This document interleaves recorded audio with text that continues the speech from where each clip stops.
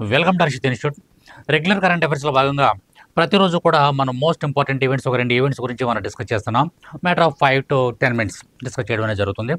వాటికి సంబంధించి మనం ఈరోజు ఇటీవల కాలంలో జరిగినటువంటి ఏషియన్ ఉమెన్ కబడ్డీ టోర్నమెంట్స్ దానికి సంబంధించినటువంటి కప్ని మనలో తీసుకురావడం జరిగింది. దానికి సంబంధించినటువంటి డేటా అనేది మహిళల ఆసియా కబడ్డీ పోటీలు, వాటికి సంబంధించినటువంటి డేటా ఒకటి చూద్దాం. అదేవిధంగా చైనాలో వచ్చినటువంటి కొత్త వైరస్, మనకి అంతకుముందు కోవిడ్ వైరస్ ఏ విధంగా వచ్చిందో అదేవిధంగా రీసెంట్గా ఒక 2 days క్రితం ఇటీవల కాలంలో వార్తల్లో వస్తున్నటువంటి కొత్త వైరస్ కోవిడ్, ఇక్కడ మనకి చైనాలో ఉద్భవించినటువంటి కొత్త వైరస్ ఏంటనేది ఆ 2 విషయాల్ని ఒకసారి ఈరోజు అంశాల్లో చూద్దాం.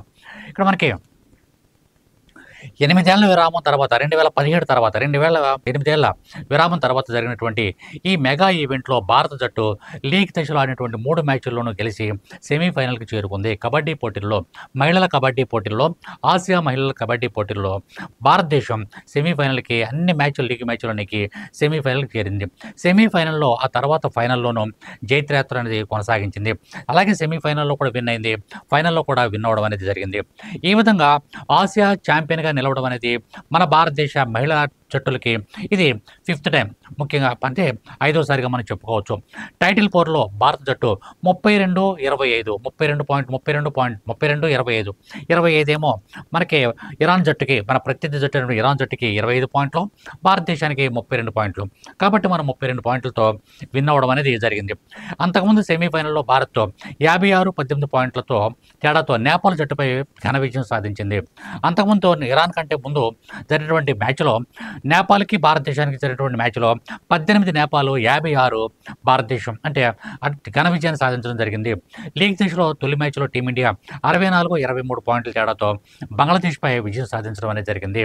అదేవిధంగా రెండో మ్యాచ్లో 76-21 పాయింట్లతో థాయిలాండ్ జట్టుపై విజయం సాధించడం జరిగింది.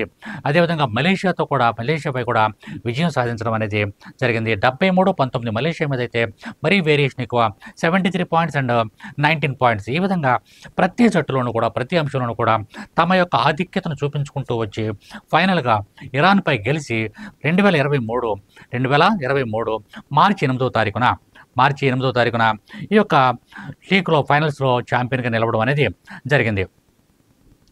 అయితే ఇక్కడ మనం జరిగినటువంటి ఈ యొక్క 2017లో జరిగినటువంటి ఇరాన్లో జరిగినటువంటి ఈ యొక్క ఆసియా ఛాంపియన్షిప్లో భారతదేశం 4వసారి టైటిల్ గెలుచుకుంది.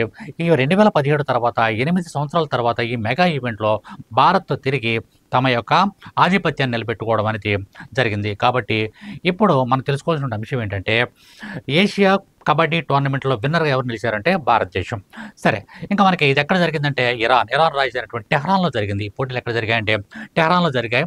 ఎప్పటి నుంచి ఎప్పటి వరకు జరిగాయంటే 2025 మార్చి 6వ తారీఖు నుంచి 8వ తారీఖు వరకు జరిగాయి. అనేక జట్లు పాల్గొన్నాయి, ఏషియన్ కంట్రీస్ అనేక పాల్గొన్నాయి.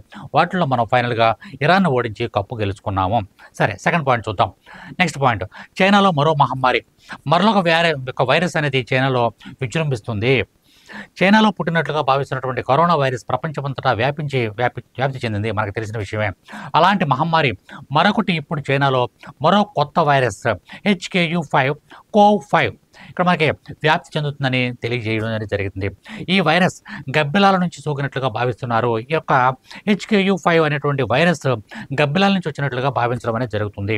ఇది మనుషుల్లోకి రిసెప్టర్ ద్వారా ప్రవేశిస్తుందని పరిశోధకులు తెలియజేస్తున్నారు. ఈ వైరస్ కూడా COVID-19 వల్లే ప్రమాదకరంగా మారే అవకాశం ఉందని కొంతమంది నిపుణులు అంచనా వేస్తున్నారు.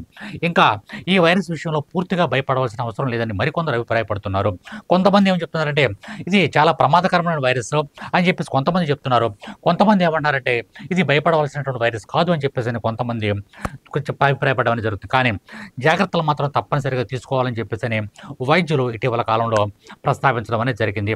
చైనాలో హ్యూమన్ మెటాన్యూమో వైరస్ కేసులు విపరీతంగా పెరిగాయి మరియు HKU5-CoV2తో సంబంధం ఉన్నట్లుగా అంచనా వేస్తున్నారు. ప్రస్తుతం వైరస్ పెరిగిన నేపథ్యంలో COVID-19 సమయంలో ఎటువంటి జాగ్రత్తలు అయితే తీసుకున్నారో ప్రతి ఒక్కరు కూడా అటువంటి జాగ్రత్తలు తీసుకోవాలని చెప్పేసి ప్రపంచవ్యాప్తంగా అందరికీ కూడా ఈ యొక్క మెసేజ్ని పంపించడం అనేది జరుగుతుంది.